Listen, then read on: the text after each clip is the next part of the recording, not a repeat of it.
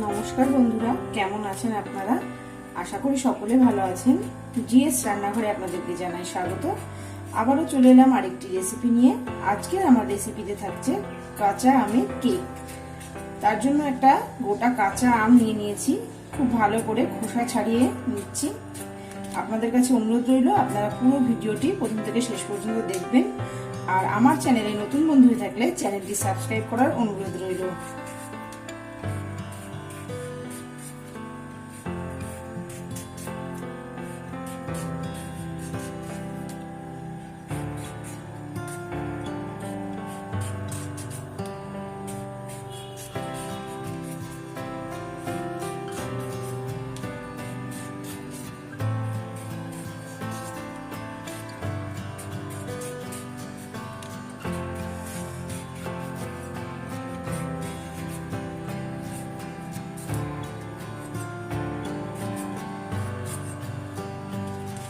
আমটাকে মাঝখান থেকে কেটে নিচ্ছি।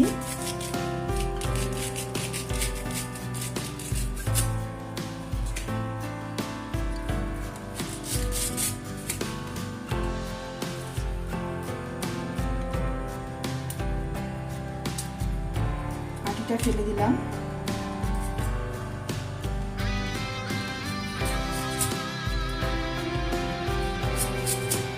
এইভাবে টুকরো টুকরো করে কেটে নিচ্ছি।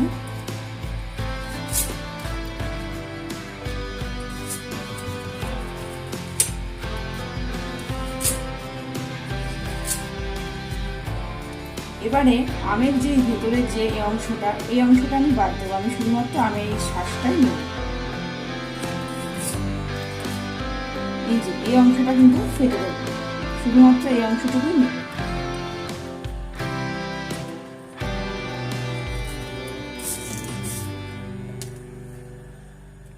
আমগুলো কেটে রেডি করে নিয়েছি। এবার এখানে একটা মিক্সিং জার নিয়ে নিলাম। এবারে আমগুলো এর মধ্যে দিয়ে একটা মিহি পেস্ট তৈরি করে নেব। আমটা পেস্ট করে নিয়েছি। একটা কড়াই বসিয়ে আমের পেস্টটার মধ্যে দিয়ে দিলাম, আর সামান্য একটু জল আমি দিয়ে দিলাম এই বাটিটা দিয়ে।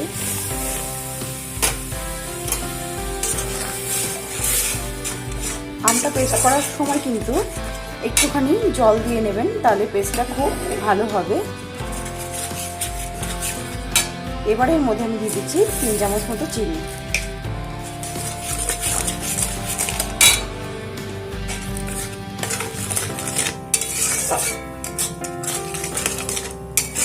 এবারে এটাকে 2 মিনিট মতন ভালো করে জাল দিয়ে নিতে হবে।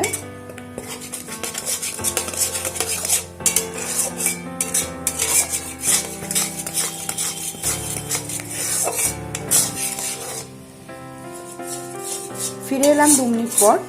এটা কিন্তু একদম রেডি হয়ে গেছে। এবারে গ্যাসটা অফ করে দেব। এবারে এটাকে ঠান্ডা করে নেব। আমের পেস্টটা রেডি করে নেওয়ার পর এখানে একটা পাত্র নিয়ে নিয়েছি। এর মধ্যে দিয়ে দিলাম সাদা তেল পরিমাণ মতন, আর এর মধ্যে দিয়ে দিচ্ছি গুঁড়ো করে রাখা চিনি পরিমাণ মতন। চিনি দিয়ে দিলাম। এবারে চিনি আর এই তেলটাকে খুব ভালো করে সময় নিয়ে ভালো করে ফেটিয়ে নিতে হবে।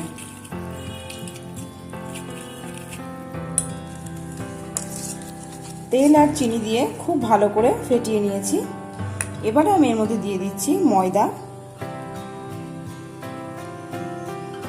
ময়দা দিয়ে দিলাম, আর দিয়ে দিচ্ছি গুঁড়ো দুধ। আর এখানে যে আমের পেস্টটা রেডি করে রেখেছিলাম সেই আমের পেস্টটা দিয়ে দিচ্ছি। এবারে সমস্ত কিছু একসঙ্গে ভালো করে মিশিয়ে আবারও খুব ভালো করে ফেটিয়ে নিতে হবে। আর এর মধ্যে অল্প পরিমাণ জল অ্যাড করলাম। জলটা একবারে বেশি দেওয়া যাবে না, অল্প অল্প করে ভালো করে মিশিয়ে দেখতে হবে কতটা পরিমাণ জল লাগে।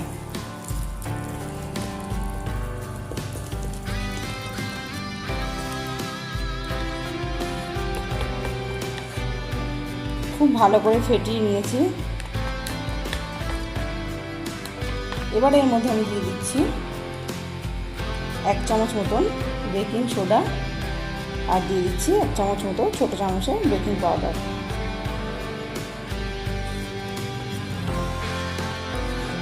আবারও খুব ভালো করে মিশিয়ে নিচ্ছি। আর এবারের মধ্যে দিয়ে দিচ্ছি একটুখানি ফুড কালার। এটা অপশনাল, আপনারা চাইলে নাও দিতে পারেন। এটা শুধুমাত্র যাতে দেখতে সুন্দর লাগে রঙের জন্য, সেই জন্য দেওয়া। এতে কিন্তু স্বাদের কোনো ফারাক হয় না, এটা আপনারা চাইলে নাও দিতে পারেন।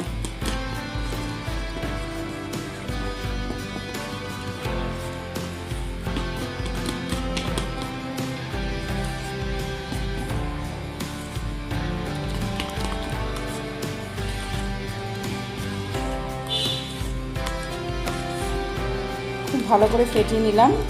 কেকের জন্য ব্যাটার কিন্তু একদম রেডি হয়ে গেছে। এটা ঠিক এইরকম হবে, খুব পাতলাও হবে না, আবার যেন একদম গাঢ় না হয়, ঠিক ফিতের মতন পড়বে এরকম। এবারে এটাকে আমি 2 মিনিট মতন রেস্টে রেখে দেবো। ফিরে এলাম 2 মিনিট পর। এবারে এখানে আমি একটা অ্যালুমিনিয়ামের বাটি নিয়ে নিয়েছি। এবারে ব্রাশের সাহায্যে ভালো করে চারপাশটা একটু তেল লাগিয়ে নিচ্ছি।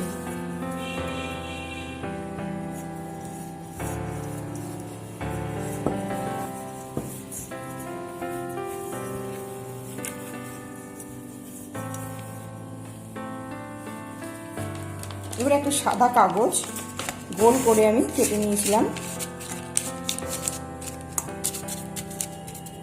এর মধ্যে বসিয়ে দিলাম।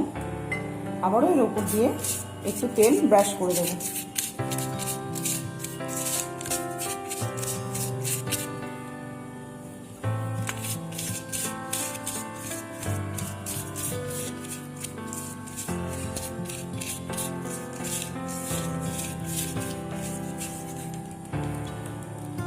এবার এর মধ্যে কেকের ব্যাটারটা দিয়ে দেবো।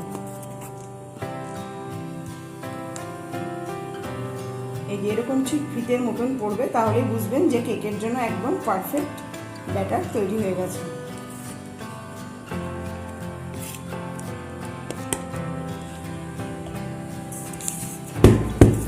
এবারে ভালো করে চারপাশটা ট্যাপ করে দিচ্ছি।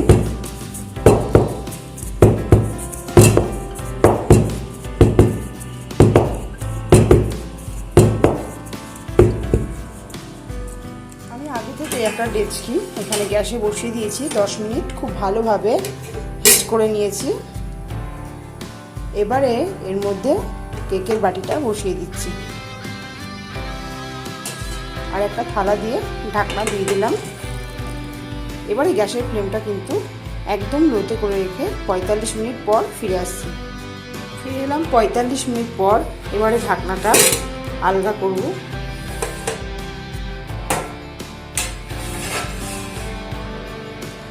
এবার একটা কাঠির সাহায্যে দেখব কেকের ভেতরটা কোনো রকমভাবে কাঁচা আছে কিনা।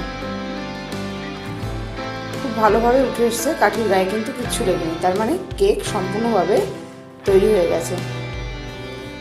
এবার এটাকে ঠান্ডা হতে দেব। কেকটাকে ঠান্ডা করে একটা পাত্রে নামিয়ে নিয়েছি। কাগজটা খুব সুন্দরভাবে উঠে আসছে, কতটা স্পঞ্জি হয়েছে আপনারা দেখে বুঝতেই পারছেন।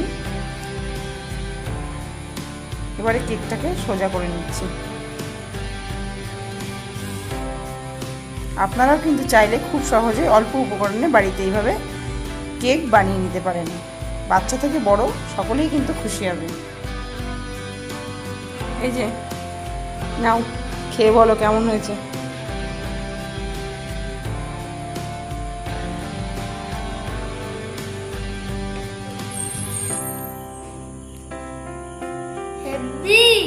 ভালো হয়েছে খেতে?